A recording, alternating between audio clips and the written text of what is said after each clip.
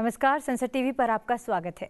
सुबह के 10 बज गए हैं और मैं शालिनी हाजिर हूं अभी तक के तमाम अपडेट्स के साथ। अपडेट एट 10 में सबसे पहले नजर डाल लेते हैं आज के बड़े अपडेट्स पर। G20 शिखर सम्मेलन के ऐतिहासिक क्षण के लिए तैयार दिल्ली। सम्मेलन में शामिल होने के लिए भारत पहुंचे अर्जेंटीना के राष्ट्रपति। IMF, WTO और अन्य वैश्विक संस्थानों के प्रमुखों का भी भारत में भव्य स्वागत। G20 शिखर सम्मेलन में भाग लेने के लिए अमेरिका के राष्ट्रपति जो बाइडेन आज पहुंचेंगे भारत। प्रधानमंत्री नरेंद्र मोदी के साथ द्विपक्षीय बैठक में होगी पारस्परिक संबंधों पर चर्चा।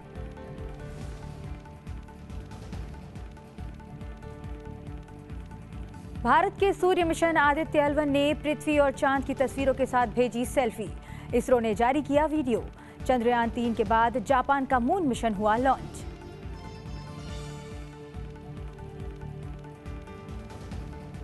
छह राज्यों की 7 विधानसभा सीटों के उपचुनाव के लिए वोटों की गिनती आज। उत्तर प्रदेश के घोसी, उत्तराखंड की बागेश्वर, केरल की पुत्तुपल्ली, त्रिपुरा की धनपुर और बॉक्सा नगर, पश्चिम बंगाल की धूपगिरी और झारखंड के डुमरी विधानसभा क्षेत्रों में मंगलवार को हुआ था मतदान। अमेरिकी ओपन टेनिस के पुरुष डबल्स में भारत के रोहन बोपन्ना और उनके जोड़ीदार ऑस्ट्रेलिया के मैथ्यू अबडेन फाइनल में। एशियाई खेलों के लिए भारत का पहला जत्था हुआ रवाना।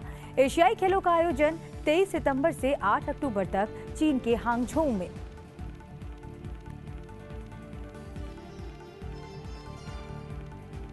और अब बात विस्तार से। 20वें आसियान भारत शिखर सम्मेलन और 18वें पूर्वी एशिया शिखर सम्मेलन में भाग लेने के बाद प्रधानमंत्री नरेंद्र मोदी भारत लौट आए हैं। जकार्ता में आसियान भारत शिखर सम्मेलन को संबोधित करते हुए प्रधानमंत्री ने कहा, बदलती वैश्विक गतिशीलता के बीच आसियान भारत गठबंधन एक मजबूत ताकत बनकर उभरा है। प्रधानमंत्री ने कहा कि आसियान भारत की एक्ट ईस्ट पॉलिसी का केंद्रीय स्तंभ है। उन्होंने कहा कि आज वैश्विक अनिश्चितताओं के माहौल में भी हर क्षेत्र में हमारे आपसी सहयोग में लगातार प्रगति हो रही है।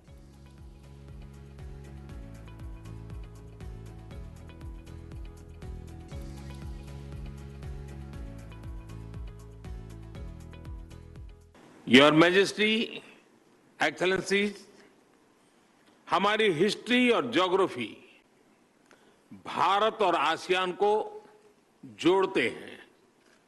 साथ ही साझा वैल्यूज, क्षेत्रीय एकता, शांति, समृद्धि और मल्टीपोलर वर्ल्ड में साझा विश्वास भी हमें आपस में जोड़ता है। आसियान भारत की एक्ट ईस्ट पॉलिसी का केंद्रीय स्तंभ है। भारत आसियान सेंट्रलिटी और इंडो पैसिफिक पर आसियान के आउटलुक का पूर्ण समर्थन करता है। भारत के इंडो पैसिफिक इनिशिएटिव में भी आसियान क्षेत्र का प्रमुख स्थान है। पिछले वर्ष हमने भारत आसियान फ्रेंडशिप ईयर मनाया और आपसी संबंधों को एक कॉम्प्रिहेंसिव स्ट्रेटेजिक पार्टनरशिप का रूप दिया। योर मैजेस्टी, एक्सेलेंसीज, आज वैश्विक अनिश्चितताओं के माहौल में भी हर क्षेत्र में हमारे आपसी सहयोग में लगातार प्रगति हो रही है। प्रधानमंत्री ने कहा कि वैश्विक विकास में आसियान की अहम भूमिका है। प्रधानमंत्री ने कहा कि 21वीं सदी एशिया की सदी है। यह हमारे संबंधों की ताकत और रेजिलियंस का प्रमाण है। इस वर्ष की आसियान समिट की थीम है ASEAN matters, epicentrum of growth. ASEAN matters क्योंकि यहां सभी की आवाज सुनी जाती है और ASEAN is epicentrum of growth क्योंकि वैश्विक विकास में आसियान क्षेत्र की अहम भूमिका है। वसुधैव कुटुंबकम, one earth, one family, one future की यही भावना भारत की G20 अध्यक्षता की भी थीम है योर मैजेस्टी एक्सेलेंसीज। 21वीं सदी एशिया की सदी है, हम सबकी सदी है।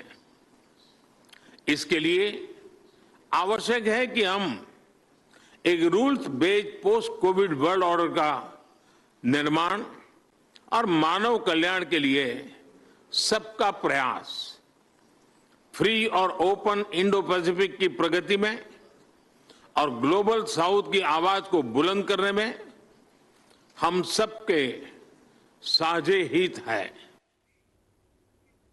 18वें पूर्वी एशिया शिखर सम्मेलन को संबोधित करते हुए प्रधानमंत्री नरेंद्र मोदी ने कहा कि आज का युग युद्ध का नहीं है, डायलॉग और डिप्लोमेसी ही समाधान का रास्ता है। वर्तमान वैश्विक परिदृश्य कठिन परिस्थितियों और अनिश्चितताओं से घिरा हुआ है। आतंकवाद, उग्रवाद और जियोपॉलिटिकल कॉन्फ्लिक्ट्स हम सभी के लिए बड़ी चुनौतियां हैं। इनका सामना करने के लिए मल्टीलेटरिज्म और रूल्स बेस्ड इंटरनेशनल ऑर्डर अहम है।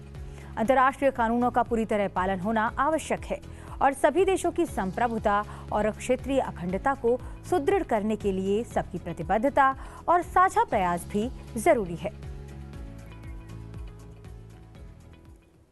प्रधानमंत्री नरेंद्र मोदी ने कहा है कि भारत ने अपनी G20 अध्यक्षता के दौरान मानव केंद्रित प्रगति पर ध्यान केंद्रित किया है। उन्होंने कहा कि वैश्वीकरण का लाभ अंतिम छोर तक पहुंचे, ये सुनिश्चित करने के लिए भी प्रयास किए गए हैं।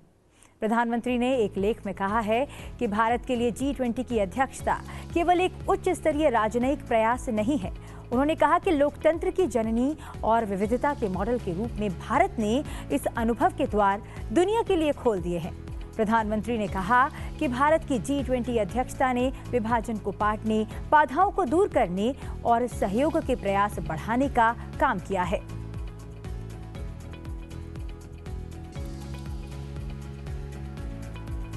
प्रधानमंत्री ने कहा कि भारत ने G20 अध्यक्ष के रूप में वैश्विक पटल को विस्तार देने का संकल्प लिया था और ये सुनिश्चित करने के प्रयास किए गए हैं कि हर देश की बात सुनी जाए और सभी अपना योगदान दें।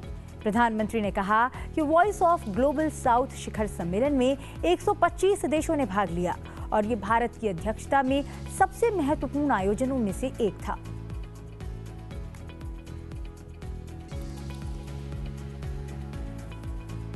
प्रधानमंत्री ने कहा कि भारत की अध्यक्षता में न केवल अफ्रीकी देशों की अब तक की सबसे बड़ी भागीदारी हुई है, बल्कि अफ्रीकी संघ को G20 के स्थायी सदस्य के रूप में शामिल करने पर भी बल दिया गया है। प्रधानमंत्री नरेंद्र मोदी ने कहा कि Bharat green hydrogen innovation centre के साथ साथ स्वच्छ और हरित हाइड्रोजन के लिए एक वैश्विक पारिस्थितिकी तंत्र बनकर उभरेगा। ग्लोबल साउथ के कई देश विकास के विभिन्न चरणों में हैं और ऐसे में जलवायु कार्रवाई एक पूरक लक्ष्य की तरह होनी चाहिए। उन्होंने कहा कि जलवायु कार्रवाई की महत्वाकांक्षी गतिविधियां जलवायु वित्त और प्रौद्योगिकी हस्तांतरण पर कार्रवाई के साथ जुड़ी हुई होनी चाहिए।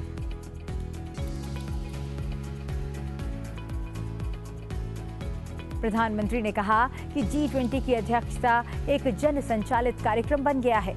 उन्होंने बताया कि G20 में भारत की अध्यक्षता के अंत तक भारत के 60 शहरों में 200 से अधिक बैठकें आयोजित हो रही हैं, जिनमें 125 देशों के लगभग 1 लाख प्रतिनिधियों की मेजबानी की जा रही है। प्रधानमंत्री ने कहा कि किसी भी देश ने अपनी अध्यक्षता के दौरान इतने विशाल और विविध भौगोलिक विस्तार को शामिल नहीं किया है।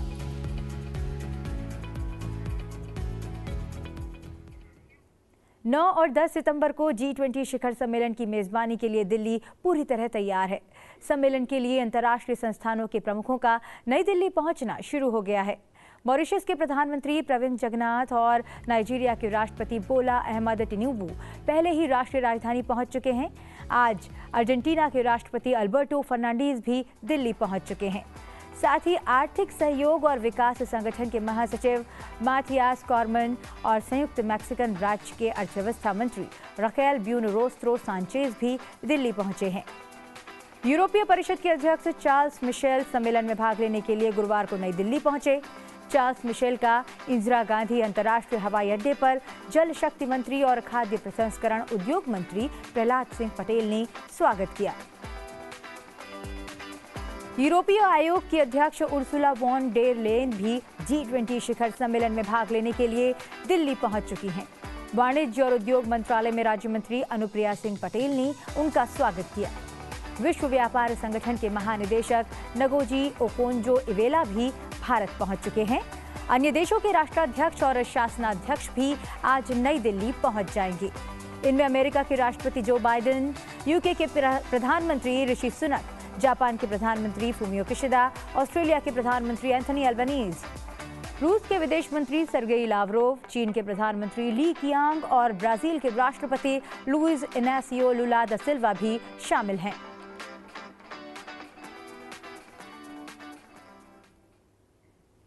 G20 शिखर सम्मेलन से इतर प्रधानमंत्री नरेंद्र मोदी आज अमेरिका के राष्ट्रपति जो बाइडेन और मॉरिशस के प्रधानमंत्री प्रविंद जगन्नाथ के साथ द्विपक्षीय बैठक करेंगे। शाम को करीब 7:45 पर प्रधानमंत्री नरेंद्र मोदी अमेरिकी राष्ट्रपति जो बाइडेन से द्विपक्षीय मुलाकात करेंगे। राष्ट्रपति के रूप में बाइडेन की ये पहली भारत यात्रा होगी। प्रधानमंत्री शाम को मॉरिशस के प्रधानमंत्री के साथ भी बैठक करेंगे। इस दौरान दोनों देशों के संबंधों की प्रगति पर चर्चा होगी। बढ़ते हैं आगे। भारत की G20 अध्यक्षता में 2 नए कार्य समूह शुरू किए गए हैं, स्टार्टअप 20 एंगेजमेंट ग्रुप और आपदा जोखिम न्यूनीकरण समूह।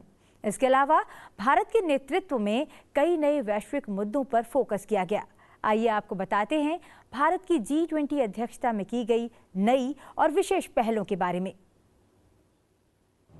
भारत की G20 अध्यक्षता में कई विशेष पहल की गई। भारत ने G20 में स्टार्टअप 20 एंगेजमेंट ग्रुप शुरू किया, जो ग्लोबल स्टार्टअप इकोसिस्टम की आवाज बना। भारत ने दुनिया भर के देशों में आपदा जोखिम को कम करने के लिए खोज और जानकारी साझा करने के उद्देश्य से DRR ग्रुप की शुरुआत की। भारत ने अपनी महर्षि पहल यानी मिलेट और अन्य प्राचीन अनाज अंतर्राष्ट्रीय अनुसंधान पहल के जरिए कृषि जैव विविधता, खाद्य सुरक्षा और पोषण के संबंध में अनुसंधान और जागरूकता पर चर्चा की। भारत की अध्यक्षता में साइबर सुरक्षा पर भी G20 कॉन्फ्रेंस आयोजित की गई। डिजिटल दुनिया को सभी के लिए सुरक्षित बनाने के लिए ये पहल की गई। मुख्य वैज्ञानिक सलाहकारों की राउंड टेबल बैठक में वैज्ञानिक अनुसंधान और तकनीक विकास के मुद्दों पर समाधान खोजने के लिए चर्चा की गई। G20 बैठक में लाइफस्टाइल फॉर एनवायरनमेंट पर चर्चा की गई। इस पहल के तहत संसाधनों का जिम्मेदारी पूर्वक इस्तेमाल कर जलवायु और विकास के लक्ष्यों को पाने के लिए नीति बनाने पर विचार विमर्श किया गया। भारत की G20 अध्यक्षता में वुमेन लेड डेवलपमेंट जैसे कुछ नए मुद्दों पर भी फोकस किया गया। इसके अलावा पहली बार G20 देशों के विदेश मंत्रियों ने नशे से निपटने और इस पर अंतर्राष्ट्रीय सहयोग को मजबूत करने के लिए विचार विमर्श किया। गुजरात के गांधीनगर में आयोजित अंतर्राष्ट्रीय बैठक में पहली बार पारंपरिक दवाओं की ओर दुनिया का ध्यान आकर्षित किया गया।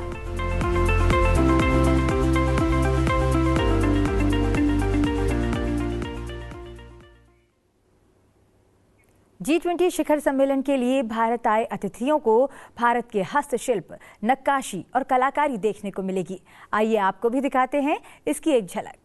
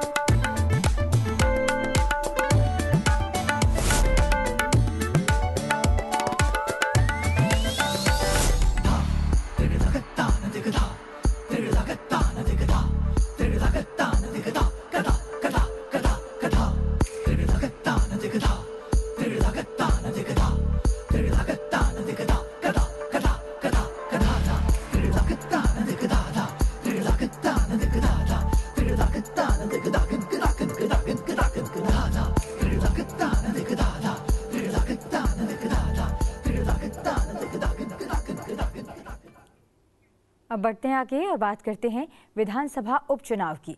आज 6 राज्यों की 7 विधानसभा सीटों के उपचुनाव के वोटों की गिनती होगी। त्रिपुरा में 2 सीटों और केरल, झारखंड, पश्चिम बंगाल, उत्तर प्रदेश और उत्तराखंड में एक-एक सीट पर उपचुनाव 5 सितंबर को हुए थे। मतदाता मतदान प्रतिशत की बात करें तो त्रिपुरा के धनपुर में 89%, त्रिपुरा के बोक्सा नगर में 83.9%, पश्चिम बंगाल के धूपगुड़ी में 76%, केरल के पुथुपल्ली में 73%, झारखंड के डुमरी में 64.8%, उत्तराखंड के बागेश्वर में 55.4% और उत्तर प्रदेश के घोसी में 50.3% मतदान हुआ।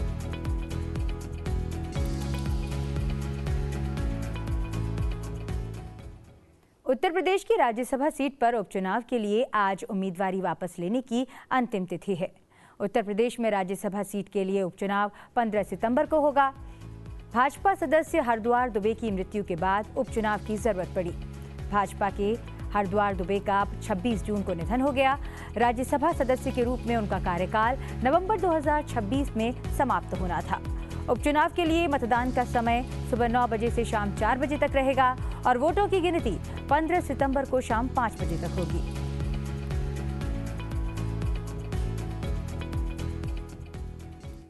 भारत मौसम विज्ञान विभाग ने महाराष्ट्र के कई इलाकों में बारिश का अंदेशा जताते हुए येलो अलर्ट जारी किया है। आईएमडी ने मुंबई, ठाणे, पालघर, रायगढ़, रत्नागिरी, धुले, जलगांव और नासिक जिलों में आज के लिए येलो अलर्ट जारी किया है। उत्तर महाराष्ट्र के अलावा मौसम कार्यालय ने गुजरात और मध्य प्रदेश सहित भारत के कई हिस्सों में मध्यम से तेज आंधी के साथ हल्की से मध्यम बारिश की भविष्यवाणी की है।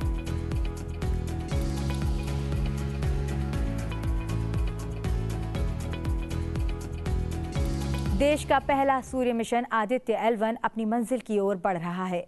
इस बीच सूर्य पृथ्वी L1 पॉइंट के लिए जाने वाले आदित्य L1 ने पृथ्वी और चंद्रमा की तस्वीरें ली हैं। साथ ही एक वीडियो भी बनाया है। इस बात की जानकारी भारतीय अंतरिक्ष अनुसंधान संगठन ने सोशल मीडिया साइट X पर साझा की।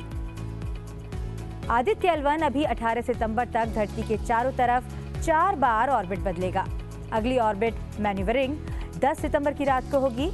एक बार आदित्य L1 तक पहुंच जाएगा तब वो हर दिन 1440 तस्वीरें भेजेगा ताकि सूर्य की बड़े पैमाने पर स्टडी की जा सके। ये तस्वीरें आदित्य में लगा विजिबल एमिशन लाइन कोरोनाग्राफ यानी VELC लेगा।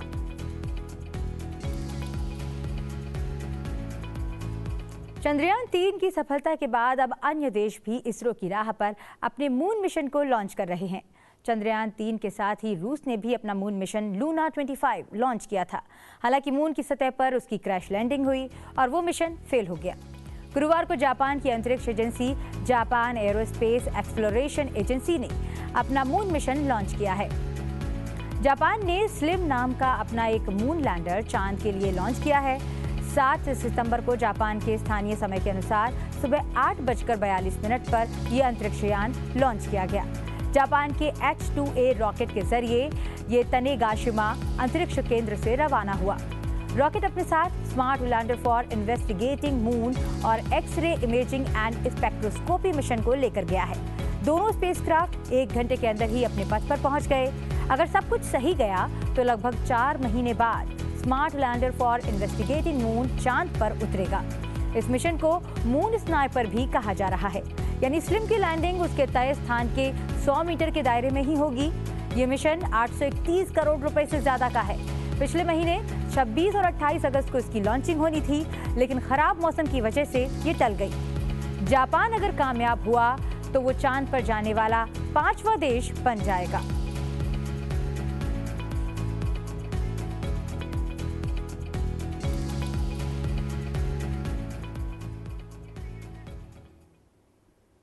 फिलहाल रुक रहे हैं एक छोटे से ब्रेक के लिए। आप बने रहिए सनसेट टीवी के साथ।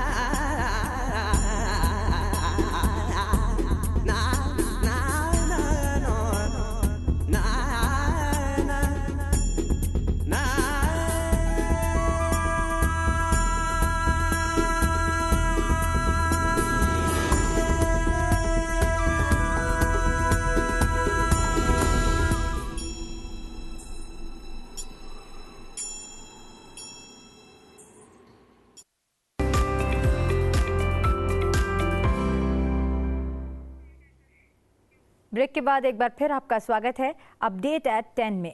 और अब बात करते हैं खेल जगत की।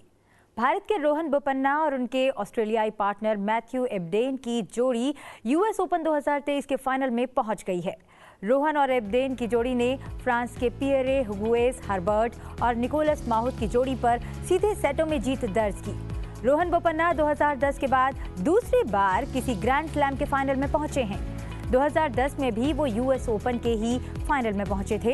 इसके साथ ही 43 वर्ष 6 महीने के रोहन ने अपने नाम एक विश्व रिकॉर्ड भी कर लिया है। रोहन से पहले कोई अन्य पुरुष खिलाड़ी सिंगल्स या डबल्स में इस उम्र में ओपन युग में किसी ग्रैंड स्लैम फाइनल में नहीं पहुंचा है।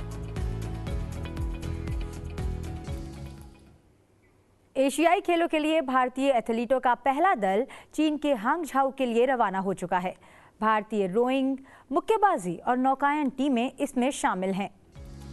रोइंग टीम में 10 सदस्यीय कोचिंग स्टाफ के हिस्से के रूप में एशियाई खेलों के पदक विजेताओं सहित 43 सदस्य शामिल हैं।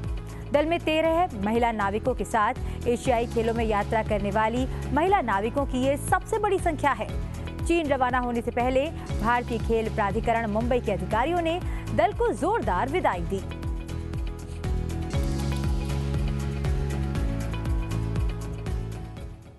अब बात करते हैं आज के दिन से जुड़े इतिहास की और जानते हैं आज के दिन से जुड़ी घटनाओं के बारे में। 8 सितंबर साल 1967 से दुनिया भर में अंतर्राष्ट्रीय साक्षरता दिवस मनाने की शुरुआत हुई। इसकी नींव साल 1965 में ईरान की राजधानी तेहरान में शिक्षा मंत्रियों के विश्व सम्मेलन के दौरान रखी गई। इस सम्मेलन में सदस्यों ने अज्ञानता को दूर करने पर जोर दिया ताकि दुनिया भर के लोगों को आजीविका तक पहुंच प्राप्त हो सके। यूनेस्को ने आज ही के दिन को अंतर्राष्ट्रीय साक्षरता दिवस के रूप में घोषित किया था। भारतीय राष्ट्रीय सर्वेक्षण द्वारा प्रकाशित रिपोर्ट के अनुसार साल 2022 में भारत की साक्षरता दर 77.7% रही। यूनेस्को के अनुसार भारत साल 2060 में सार्वभौमिक साक्षरता हासिल कर लेगा। 8 सितंबर साल 1951 को सैन फ्रांसिस्को शांति सम्मेलन हुआ। इस सम्मेलन में 48 देशों के प्रतिनिधियों ने संयुक्त राज्य अमेरिका के कैलिफोर्निया में युद्ध स्मारक ओपेरा हाउस में सैन फ्रांसिस्को संधि पर हस्ताक्षर किए। इस संधि ने जापान और कुछ मित्र राष्ट्रों के बीच शांति को औपचारिक रूप से स्थापित किया और जापानी संप्रभुता को मान्यता दी। भले ही द्वितीय विश्व युद्ध हथियारों से लड़ना बंद हो गया था, लेकिन इस संधि के बाद द्वितीय विश्व युद्ध का तकनीकी रूप से अंत हो गया। इस संधि को जापान के साथ शांति की संधि भी कहा गया। यह संधि अप्रैल 1952 से लागू हुई। कानूनी रूप से अमेरिकी नेतृत्व वाले मित्र राष्ट्रों के कब्जे से जापान को आजादी मिली। आज महान गायक भूपेन हजारिका का जन्मदिन है। उन्होंने कई भाषाओं में गीत गाए हैं। चलते चलते आपको छोड़ जाते हैं भूपेन हजारिका के सदाबहार गीतों के साथ। मुझे दीजिए आज्ञा। नमस्कार। घबराए घन धम धम करे कर जाए, एक बूंद कभी पानी की मोरी अखियों से बरसाए। आके बाके रास्तों पे कांधे लिए जाते हैं, राजा महाराजाओं का डोला ये डोला ये डोला ये डोला, देहा जलाई की पसीना बहाई की दौड़ाते हैं डोला ये डोला ये डोला ये डोला। याना याना याना या याना याना याना या। एक कली दो पत्तियां नाजुक नाजुक उंगलियां तोड़ रही है कौन ये, एक कली दो पत्तियां रतनपुर बागीचे में। फूल के खिलखिलाती सावन बरसाती हंस रही है कौन ये, मोगरी जगाती ओ मोगरी जगाती। जमी पे चलते छलकते बहते दरिया की धारा हूँ, हाँ आवारा हूँ, हाँ आवारा वहाँ का कहीं का नहीं हूँ, दिशाओं का मारा हूँ, आवारा हूँ। यासिन खान ताना आए मुक्ति प्रभा तेरे, थापी में था पाना आए होने तिया गरे, बुकु हम करे